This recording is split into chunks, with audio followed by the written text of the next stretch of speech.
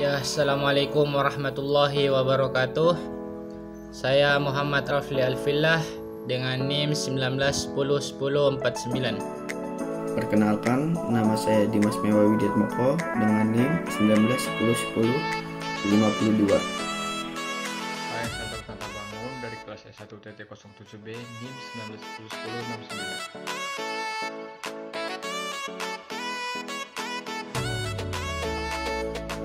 Assalamualaikum warahmatullahi wabarakatuh. Kami dari kelompok 4 ingin menjelaskan tentang tugas besar pemrograman lanjut kami, yaitu tentang pendataan ruangan di rumah sakit di era COVID-19.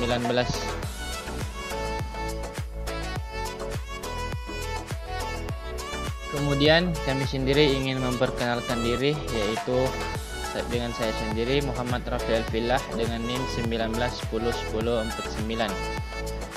Dan yang kedua itu Dimas Mewa Widiatmoko dengan NIM 19101052.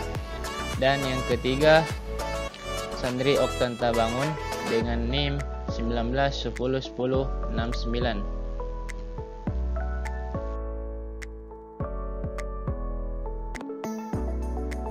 Nah, sekarang ini kami ingin menjelaskan tentang yang pertama itu latar belakang dari program kami.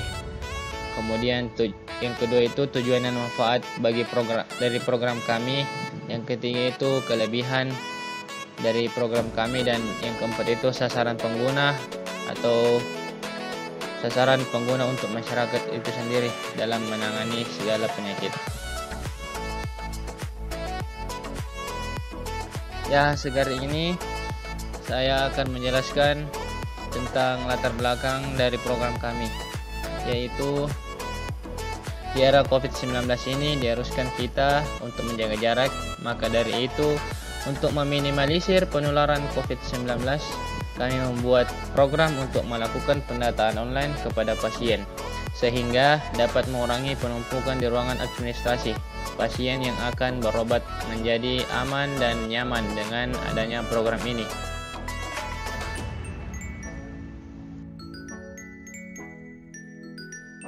Dan yang kedua itu tujuan dan manfaat.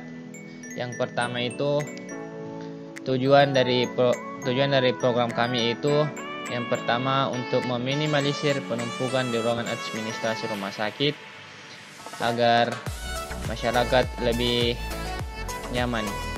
Dan yang kedua, memutus mata rantai penyebaran COVID-19.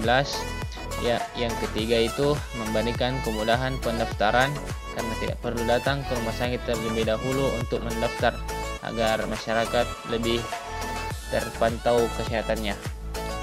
Dan yang kemudian manfaatnya bagi masyarakat itu yang pertama lebih efektif, efisien dan cepat dikarenakan tidak perlu lagi mengantri mengambil formulir di ruangan administrasi rumah sakit. Dan yang kedua itu lebih menghemat dan mengefisienkan waktu atau mempersingkat waktu. Dan yang ketiga, menjadikan pasien yang berobat merasa aman dan nyaman dikarenakan minimnya bersentuhan langsung yang dapat membuat penyebaran COVID-19 ini bertambah banyak.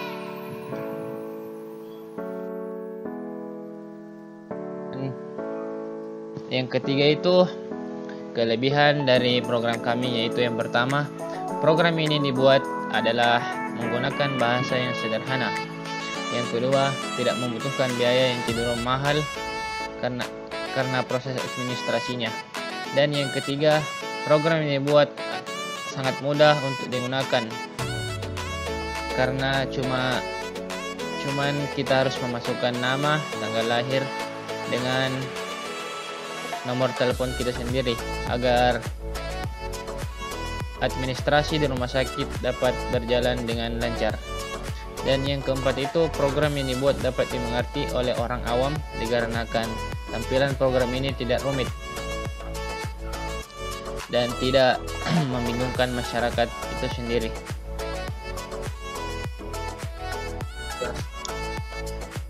Kemudian yang terakhir itu yaitu sasaran pengguna. untuk pihak rumah sakit agar bisa mendapatkan pelayanan dan penanganan lebih cepat, baik kepada masyarakat maupun pihak rumah sakit itu sendiri, seperti kurangnya berhadapan langsung dengan manusia atau masyarakat itu sendiri dan pihak rumah sakit.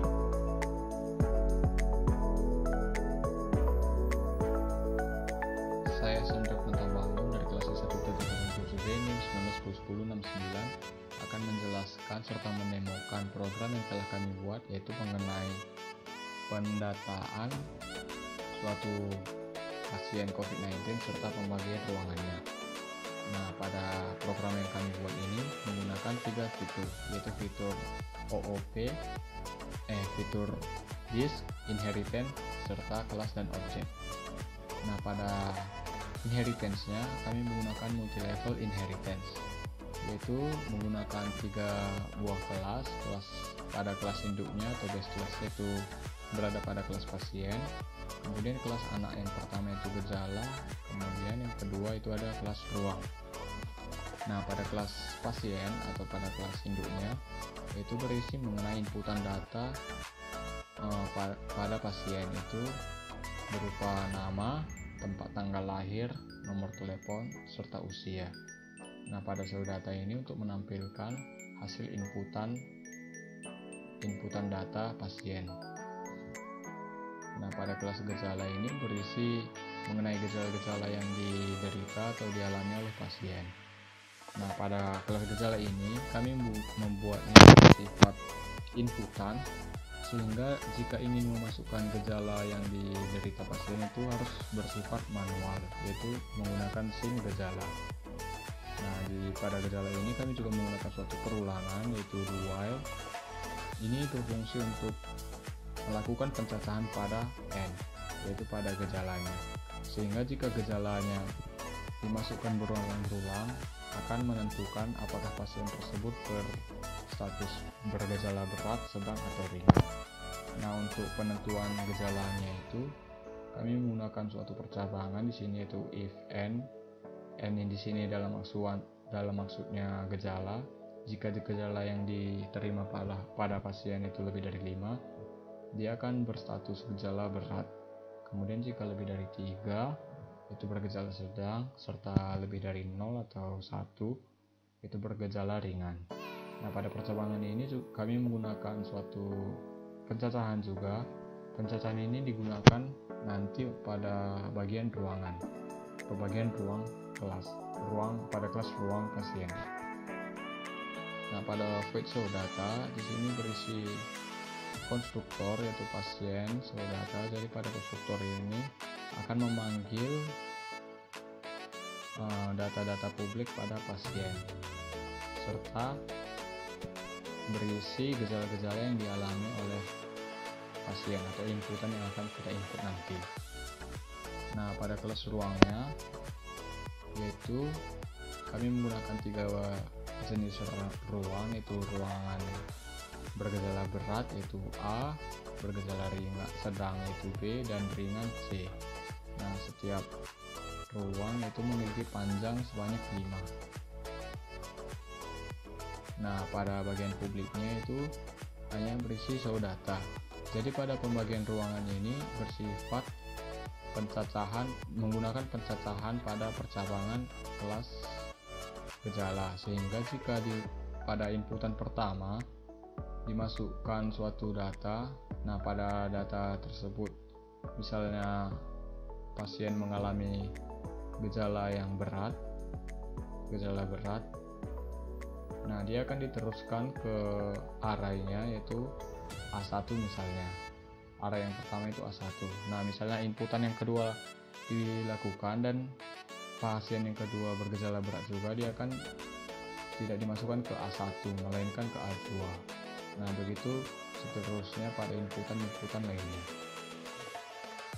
Nah, pada integer main-nya di sini berisi mengenai inputan ke dalam disk menggunakan string. Nah, pada pembacaannya kami menggunakan program yang berbeda, yaitu pada read cpp, sehingga dibutuhkan 2 buah program untuk yang pertama untuk penulisan ke dalam disk, dan yang kedua yaitu read CPP ini untuk membaca disk pasien berikut. Nah, karena dua program ini memiliki satu disk yang sama, sehingga lebih baik dua program ini disimpan dalam satu folder yang sama. Nah, untuk demo programnya kurang lebih seperti berikut. Pertama yaitu inputan data pasien, itu masukkan namanya. Sebagai contoh kita masukkan namanya Ani, tempat tanggal lahir misalnya Jakarta 8 Januari 2001. Nomor teleponnya kita masukkan acak saja. Kemudian usianya sebagai contoh 19 tahun, masukkan gejala-gejala yang diderita. Nah, pada gejala-gejala ini kita memasukkannya secara manual. Sebagai contoh, gejala yang diterima Ani itu pertama ada batuk, kemudian terjadi perulangan. Untuk mengulang programnya itu menggunakan karakter Y.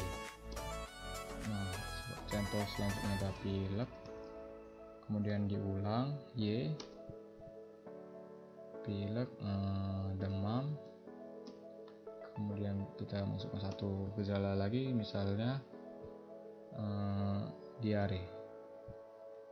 Untuk menghentikan perulangan, kita masukkan suatu variabel atau karakter selain Y, sebagai contoh N.